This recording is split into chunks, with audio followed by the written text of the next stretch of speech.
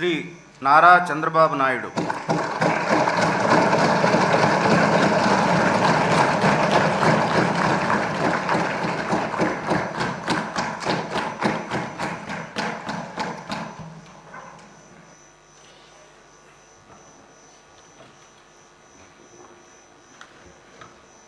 నారా చంద్రబాబు నాయుడు అనే నేను శాసనసభ సభ్యునిగా ఎన్నిక అయినందున శాసనం ద్వారా నిర్మితమైన భారత రాజ్యాంగం పట్ల నిజమైన విశ్వాసం, విధేయత చూపుతానని, భారతదేశ సార్వభౌమాధికారాన్ని, సమగ్రతను కాపాడుతానని, నేను స్వీకరించబోయే కర్తవ్యాన్ని శ్రద్ధాశక్తులతో నిర్వహిస్తానని దైవ సాక్షిగా ప్రమాణం చేస్తున్నాను.